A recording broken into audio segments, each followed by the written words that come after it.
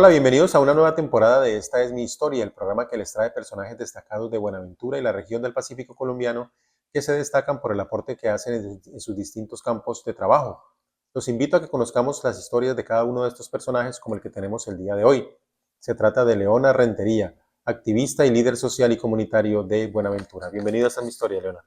Muchas gracias, Harold, y a Yuarta Televisión por la invitación. Muy bien, bueno, Leonard, empecemos por el principio. Empecemos hablando un poco de lo que fueron tus inicios en el campo del liderazgo social y comunitario. ¿Cómo incursionaste en este campo? Bueno, yo pienso que a ese campo llegué por accidente, si así se puede decirlo.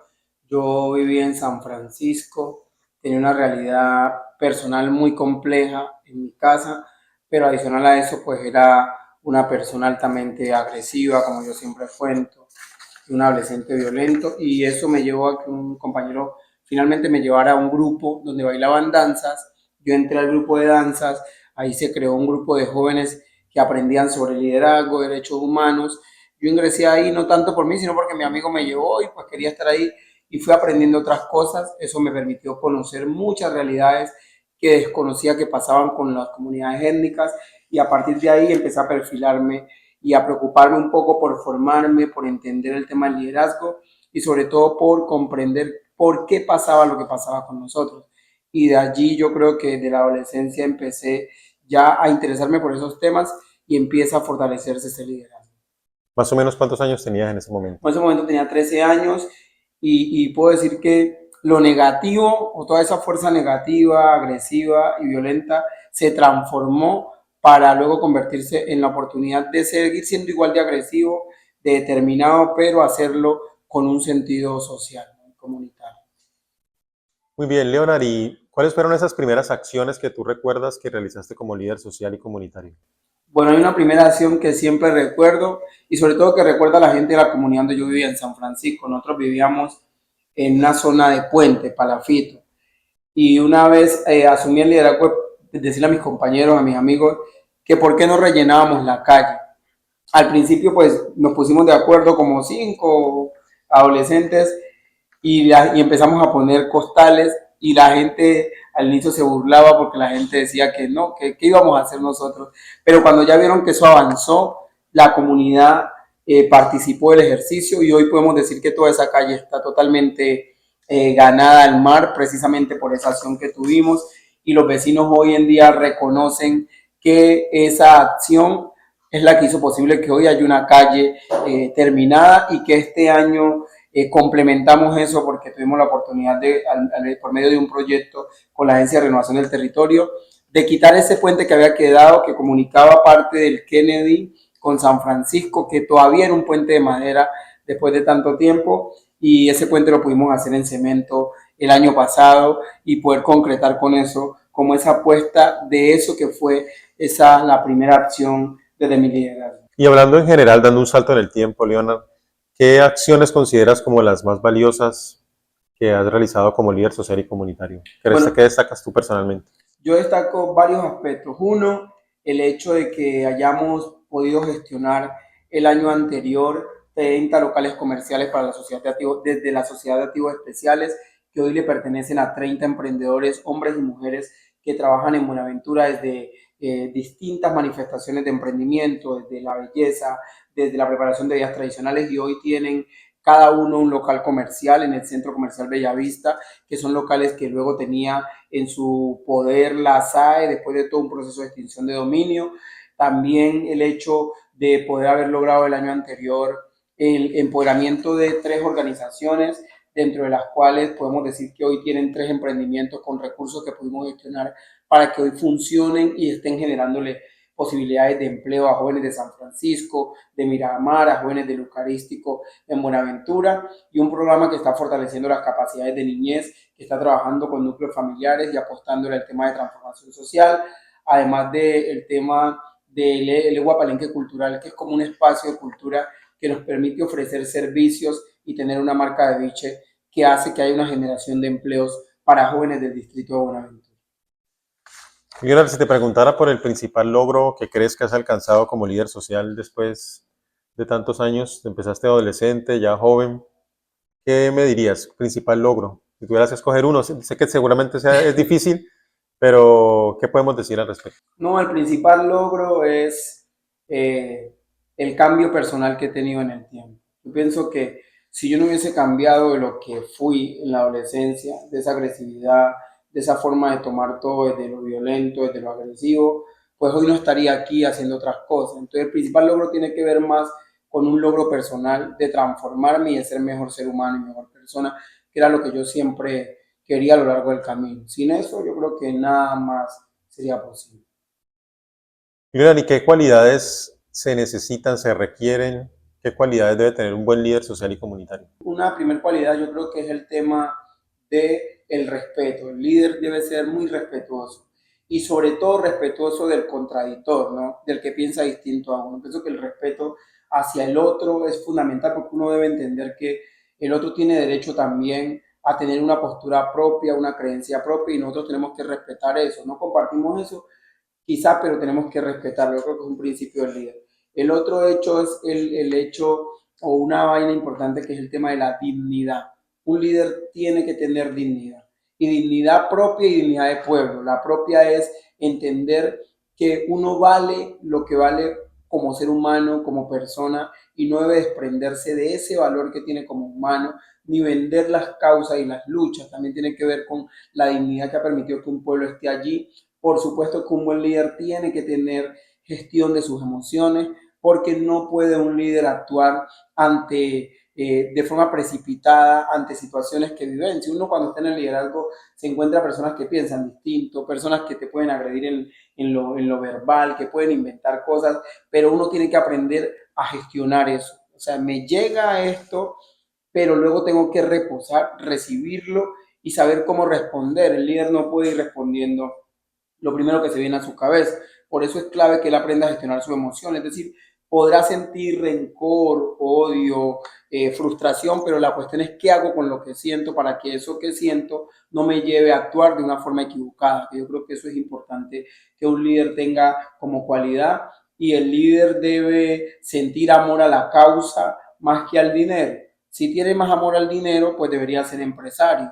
Y si tiene amor a la causa, es porque realmente quiere transformar, porque un líder que ame más el dinero, pues evidentemente cuando lo consiga se va a alejar de la causa, pero un líder que ame la causa va a entender que la causa se puede convertir en un elemento colectivo que permita que entre todos salgamos adelante. Es lo que yo llamo muchas veces el tema de la teoría de la panadería, de la que yo siempre hablo en los últimos años. Digamos que una persona puede conseguir un pan, y si consigo el pan, entonces yo me como el pan y logré saciarme. Pero si nosotros luchamos entre todos, podemos tener la panadería. ¿Y qué hace la panadería? Pues permite que todos produzcamos pan para todos y que todos logremos tener en la medida de lo posible acceso a otras cosas, que es distinto a ir por el pan. Entonces el líder tiene que ser por criterio, por fuerza y por base, el que promueva el hecho de conseguir la panadería y no solamente el pan, porque de lo contrario, el que consigue el pan al día siguiente va a seguir teniendo hambre, ¿no? Entonces, eso.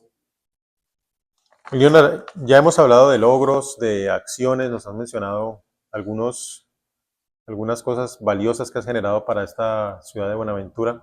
Hablemos ahora de las dificultades. ¿Cuál ha sido la principal dificultad que has encontrado en este camino?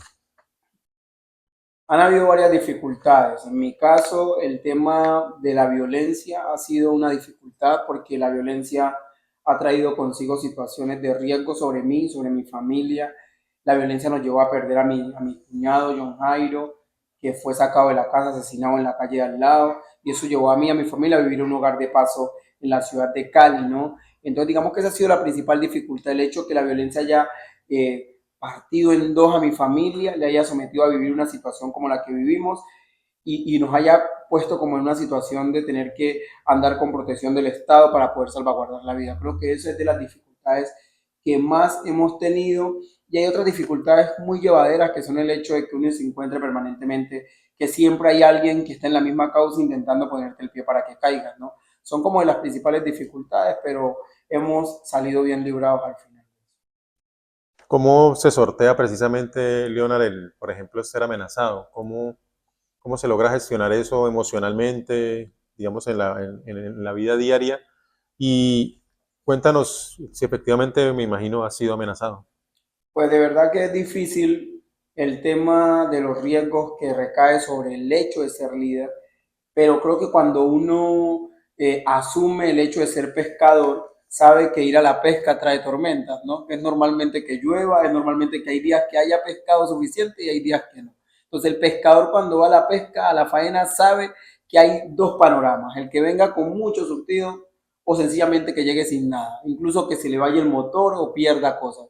En el liderazgo pasa lo mismo, uno puede querer muchas cosas, pero el liderazgo tiene sus debilidades más cuando uno sale a defender causas, a defender la paz, a promoverla. Eso evidentemente va a traer situaciones de riesgo y amenaza y uno es consciente, al menos yo soy consciente que lo que hago, lo que digo, puede traer consecuencias. Entonces yo me preparo para eso, me preparo también para saber cómo lo consigo. Ha sido un proceso, no es que uno de entrada sabe que esto iba a pasar porque uno es muy inocente cuando es adolescente y cuando empieza a ser joven, pero luego los golpes de la vida le van enseñando a uno que no todo es como uno considera y han venido amenazas, pero con mi familia hemos tenido que aprender un poco a confrontar y enfrentar esa realidad y nosotros hemos tenido hasta momentos, tuvimos un momento en que hasta actores armados llegaron a nuestra casa y eso después llegó la policía, los escoltas y fueron momentos difíciles que nadie conoce pero que para nosotros ha significado mucho, pero hemos aprendido a conservar la calma,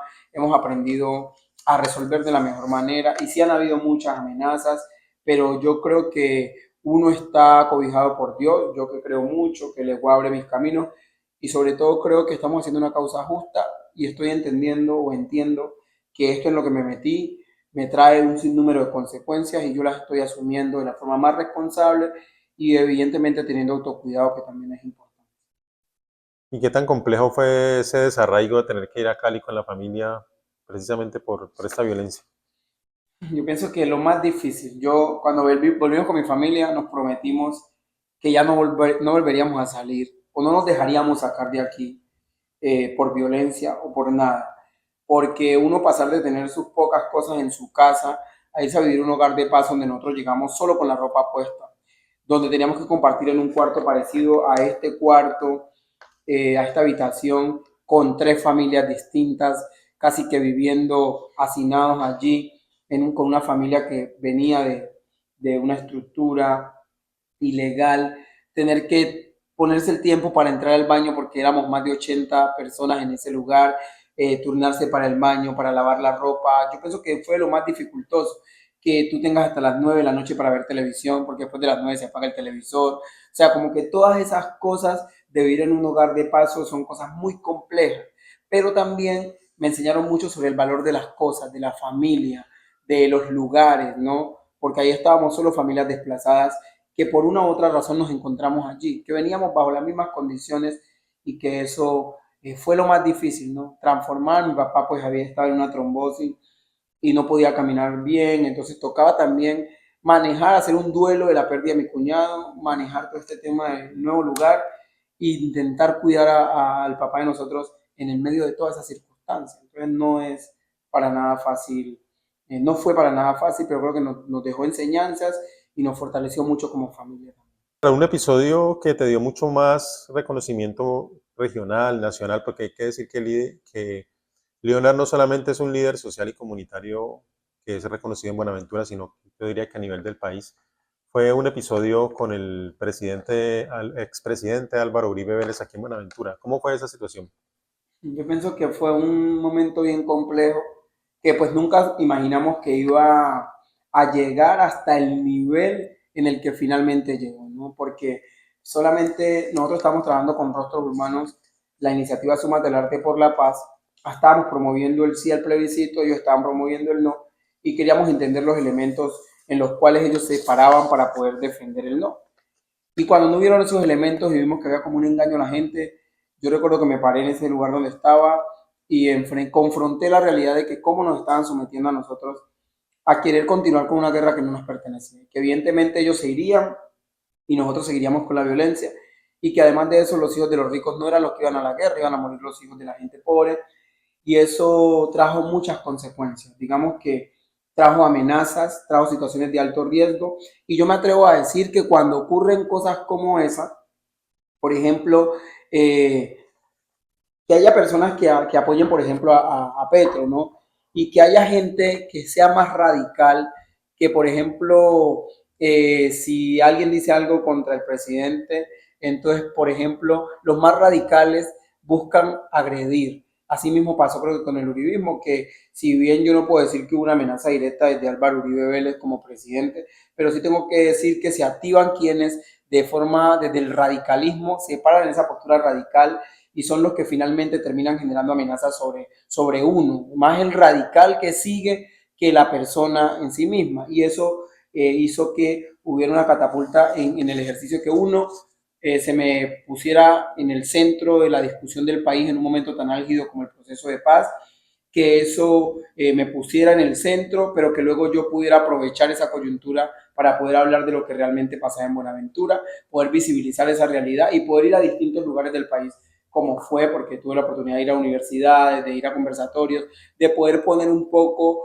en el centro del país parte de las problemáticas que estamos viviendo acá. Digamos que tuvo su lado amargo y negativo, pero también tuvo su lado positivo, que me permitió luego poner una voz que hoy sigue siendo válida a nivel nacional y que sigue poniendo discusiones de ciudad en el centro del país, que me parece que es valioso. ¿Esto ocurrió en qué momento? ¿Hace cuánto? 2016, exactamente en el 2016 ocurre eso, en septiembre de 2016, cuando ya se está casi a puertas de ir a votar el referendo por la paz. Por la paz. Bueno, Leonard, ¿qué meta, qué propósito tienes en el liderazgo social? ¿Cuál es como ese elemento que me dice en el futuro es lo que quiero? O sea, yo en el futuro, a mediano, a corto, mediano y largo plazo, quiero aportar a la formación de nuevos liderazgos. Pienso que el liderazgo no puede quedarse en creer que uno es la figura eterna y permanente. Yo no creo en la eternidad de las figuras de liderazgo. Yo creo que el liderazgo debe ser un proceso que se consolida en la medida que creen nuevos líderes. O sea, yo en algún momento tendré que descansar del liderazgo y generar espacios para que otros lideren, otros deben ir asumiendo. Entonces mi rol es ir entregando o ir transfiriendo luchas o ir conectando con otros para que también enfrenten. Por ejemplo, ustedes saben que en su momento yo estuve fuertemente trabajando el liderazgo de vocería por la Juventud de Buenaventura en unos años fuertemente, pero en otro momento lo que hice fue apartarme un poco para que nuevos liderazgos lo asumieran y hoy estoy en la lucha permanente por el tema de la construcción de paz y la no violencia y el cuidado por la vida, que es donde me muevo hoy, que es otro terreno donde estoy, donde seguramente seguiremos formando nuevos liderazgos que asuman después ese compromiso sin nosotros retirarnos. Entonces mi mayor meta es que se formen nuevos liderazgos, aportar a la formación y la incidencia de nuevos liderazgos que sean capaces de proponer alternativas innovadoras, nuevas, frente al contexto actual de Buenaventura. Leonard, ¿cómo ha marcado el liderazgo social su vida? Yo creo que ha marcado en positivo. Mi vida no sería lo mismo sin el liderazgo, porque el liderazgo es un tema de una responsabilidad con uno, pero también con los demás, ¿no? Entonces yo digo que si uno no aprende a liderar su propia vida, pues difícilmente va a aprender a liderar algo. Entonces estoy en esa lucha de, listo, liderar mi vida, de ir consiguiendo resultados tangentes para mi vida, pero a la par ir liderando procesos que beneficien a otros. Entonces ha sido importante porque me ha permitido construirme como ser humano, con muchas cosas que aún faltan y también me ha permitido ayudar a otros a construirse, ¿no? Entonces eso me parece que es muy significativo. Bueno, Leonard, usted ha incursionado en la música, en la producción audiovisual. Cuéntenos de esos campos, de esos ámbitos que ha hecho. Bueno, el rap era como, digamos que el rap fue siempre mi salvavidas. Yo creo que yo le debo mucho a las causas sociales, pero le debo también muchísimo al rap. Yo creo que un 70% de lo que soy se lo debo al rap, sobre todo a ese rap conciencia, por ejemplo, a los aldeanos, a Nash de España, los aldeanos son de Cuba, a Gabilonia de Venezuela, a Cancerbero, que en paz descansa de Venezuela, porque siempre yo crecí escuchando rap y el rap que escuché en su mayoría era rap contestatario, rap más revolucionario. Entonces ese rap me fue formando y en últimas mi meta siempre era hacer rap, poder narrar a partir de las letras que podía componer. precisamente esa parte de la realidad, porque siento que el rap lo que más me acercó a defender la vida y a defender las causas es el rap. El rap como ese aliciente que siempre conservo, que escucho para nutrir y alimentar y no deshumanizarme mucho. Y allí pues sigo de vez en cuando escribiendo cosas. En lo audiovisual, pues evidentemente ese amor por la comunicación, pues yo de niño siempre soñé con ser periodista. En el colegio siempre me decían que yo iba a ser periodista, que iba a ser periodista, que iba a ser periodista, y yo estaba metido en esa película y escribía programas en un cuaderno que yo siempre tenía, programas de televisión que yo mismo presentaba y que yo mismo hacía, una locura de niño que todavía lo recuerdo y me recuerdan mis hermanos.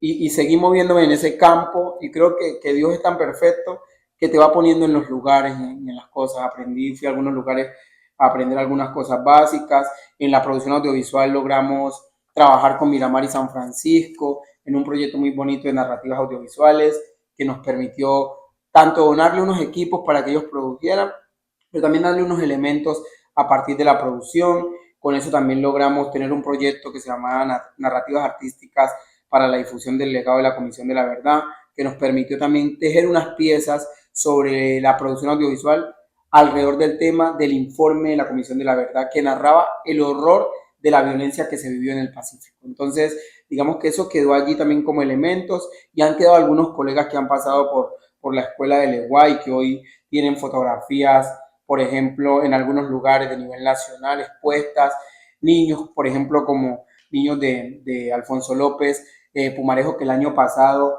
le facilitamos un taller de fotografía, un laboratorio de fotografía, y hoy tienen una galería fotográfica en la caseta comunal de ese lugar, niños que se enamoraron de la fotografía, que hacen fotografía y que pronto incluso en la emisora de Paz vamos a poder tener una galería, una exposición para poder mostrar ese trabajo fotográfico que hicieron los niños. Entonces digamos que esa es como una forma que hemos también aprendido a narrar el territorio a partir de la fotografía, que es otra forma también de ejercer un liderazgo un poco más pasivo, pero que con la imagen logra mostrar la realidad.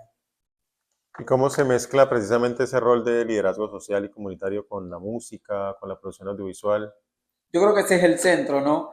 Yo creo que el centro es el arte, en definitiva, porque en últimas la fotografía es arte y el rap también es arte, ¿no? Entonces, lo mismo, lo cinematográfico es arte y eso ha permitido como fortalecer el liderazgo, conectarlo, encauzarlo, aterrizarlo. Y la ventaja de tener esas posibilidades es que cuando uno es líder de poder decir y de poder hacer, es valioso, pero hay veces que uno cuando el contexto se pone difícil, uno dice, ¿será que opino? ¿Será que no opino? Pero cuando uno hace rap, entonces el rap le permite a uno opinar de otra manera. Entonces ya no es de pronto Leonard diciendo esto, que de pronto lo puedes poner de acuerdo a las circunstancias, sino es un rap planteando eso, es una poesía planteando eso, o es una fotografía diciendo eso, ¿no? Entonces digamos que se convierte en la forma de diversificar el liderazgo, porque yo digo, listo, si esto no lo puedo decir yo, en video, no lo puedo decir en mis redes, pues entonces escribo algo musical y lo digo a través de, que se convierte en un elemento, como lo que hice ayer, que tuve el tiempo de escribir algo a conciencia sobre el rap, de lo que está pasando ahora, y empecé a moverlo porque dije, bueno, esto lo voy a comunicar ahora porque el contexto no se presta para otra forma, me hago entender, no se presta para decir, vamos a ir a hacer una marcha, hoy hay que hacerlo de otra manera, y seguramente la fotografía es otra forma. Entonces, como que tengo que escoger entre, bueno, ¿cómo lo hago? Y eso me parece valioso porque me permite decir, listo, en este contexto no se presta para esto, entonces voy a utilizar estos otros elementos que tengo del liderazgo para poder potenciar y hacer que la voz no fallezca, sino que pueda seguirse mostrando. Muy bien. Leonard, hablemos un poco del presente. ¿A qué te dedicas por estos días? Entiendo que estás liderando una emisora acá en Buenaventura.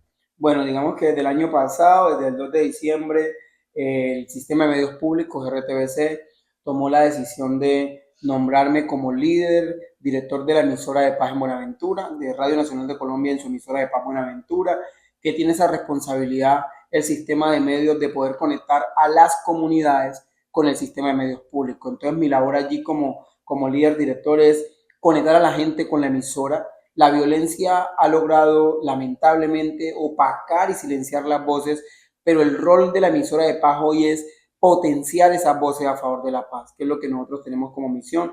Lo que yo voy a hacer es que esas voces de los liderazgos, de los artistas locales, esas voces del territorio, esas noticias positivas que también ocurren aquí, tengan un lugar en la emisora de Paz y por supuesto tengan un lugar en la televisión pública, porque el sistema de medios pues ya sabemos que tiene dos canales, el canal institucional Señal Colombia, que tiene dos líneas de radio, Radio Nacional y Radiónica, que somos entre todas 73 frecuencias de radio en todo el país, que también nos enlazamos y parte de lo que va a ocurrir en Buenaventura va a llegar a través de esas 73 frecuencias, lo va a poder escuchar otra gente del país, y tenemos una televisión amiga que nos va a permitir también visibilizar en los distintos espacios de RTVC Noticias, del Calentado, de todos esos programas de televisión, van a poder visibilizar esa labor de Buenaventura, que es el rol que yo debo asumir, de poder darle pantalla y darle voz a la gente a partir de la emisora de Paz, que funciona en Buenaventura desde el año pasado.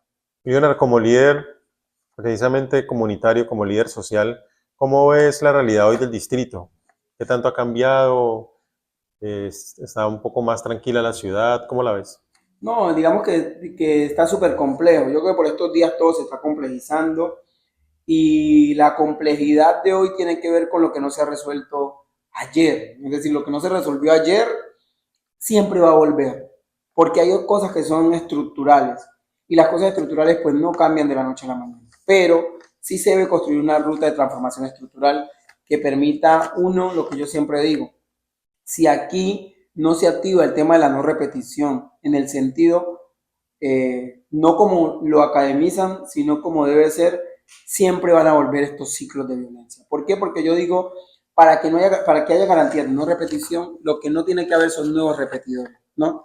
Porque yo digo que todo el mundo habla de garantía de no repetición y la gente dice eso, pero lo ven como algo muy académico, pero eso no es tan académico. O sea, nadie garantiza no repetición si siguen habiendo repetidores. ¿Y quiénes son los no repetidores? Pues una niñez que de forma pasiva aprende la violencia, aprende a comunicarse violentamente y aprende a resolver sus cosas desde la violencia.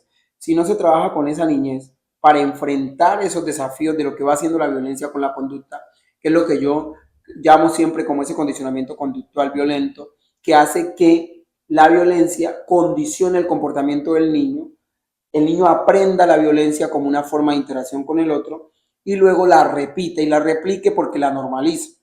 Entonces, ¿qué pasa? Como no se trabaja con esa población se hace adolescente y se hace joven con la normalización de la violencia, con el tema de la deshumanización que le causa la violencia y el condicionamiento. Cuando se hace joven, tiene mayores probabilidades de ser un actor violento que de ser un actor de paz. Entonces, van a haber ciclos y procesos muy pequeños de paz, de tranquilidad, pero nuevamente habrá momentos donde se reactive la violencia si no se trabaja en evitar que haya nuevos repetidores. Tiene que romperse el ciclo. Si no se rompe el ciclo, por más que venga, gobierne quien gobierne, venga quien venga, si venga alguien con una varita mágica, no se va a poder hacer mucho porque evidentemente la violencia se vuelve cíclica, es porque siempre hay nuevas generaciones aprendiendo a comunicarse, a relacionarse y a actuar desde la violencia. Y eso no va a cambiar fácilmente si eso sigue quedando en la psique de la gente, si la gente sigue aprendiendo la violencia, si sigue habiendo condicionamiento violento a partir de lo comportamental, de lo que va aprendiendo el inconsciente a relacionarse de esa forma, eso no va a cambiar en poco tiempo. Eso no va a cambiar. Habrán periodos largos, prolongados de aparente paz, pero luego van a retomar. Y así se acaben unas estructuras si no se trabaja con el que está teniendo ese condicionamiento, él creará nuevas estructuras en el tiempo, ¿no? Eso es lo que, al menos el análisis que yo hago a partir de la realidad que se vivencia a tiempo. O sea que precisamente los líderes sociales tienen mucho que seguir haciendo en esta ciudad. Sí, yo pienso que el trabajo de liderazgo es permanente. Lo que yo no quiero decirle a los líderes qué tienen que hacer porque cada líder tiene sus causas, pero en cualquier causa que usted esté como líder, usted tiene que apostarle a evitar que haya nuevos repetidores. Si usted es un líder deportivo, la formación de esos deportistas tiene que estar orientada a que sea un deportista no repetidor, un deportista que se proyecte. Si su causa es la causa artística y cultural, desde esa causa usted tiene que lograr que no haya nuevos repetidores. Y así en cada cuestión de cada causa, si no se logra que se evite que haya nuevos repetidores, créeme que eternamente se seguirá repitiendo el mismo flagelo, porque los flagelos violentos los repiten los seres humanos que habitan los territorios. sea, no es algo que lo haga la magia o que lo haga una sombra, lo hacen humanos. Y los humanos lo hacen a partir de un condicionamiento que tienen que los lleva a ser violentos o no. Entonces, para que eso pase, frene, los liderazgos tenemos que ser capaces de ir por eso. Entonces, ahí es que viene la lógica de que el liderazgo no es un elemento de acumulación de dinero a través de proyectos, no. El liderazgo se piensa la proyección y transformación de su sociedad. Evidentemente, los proyectos requieren que haya ejecutores, que haya coordinadores de proyectos, que haya un profesional contratado, porque evidentemente puede haber un trabajo que usted tenga, pero la principal razón no debe ser el anhelo por el dinero, porque el anhelo por el dinero hace que se disipe un poco el tema de la causa y la transformación que requiere Buenaventura. Bueno, Leonard, ha sido un placer contar con usted hoy en esta es mi historia. Es el primer capítulo de una nueva temporada. Muchos éxitos les deseamos desde acá en su rol de líder social, comunitario, en el tema que tiene que ver con la emisora, y por acá siempre las puertas abiertas en Yubarta Televisión. Bueno, a ustedes muchas gracias, a Yubarta, a ti, Harold, a todo el equipo, y decirle a la gente de Buenaventura que nadie va a venir a cambiar Buenaventura. O sea, solo los bonaverenses podemos transformar esta ciudad. Y puede que los demás sientan o aparenten la empatía o digan que quieren lo mejor para nosotros. Pero si nosotros no somos capaces de transformar la ciudad, nadie lo va a hacer por nosotros. Nadie en absoluto. Bien, gracias a Leonard y a ustedes, estimados televidentes, los invitamos a seguir disfrutando de nuevos episodios de Esta es mi historia. Que la pasen bien.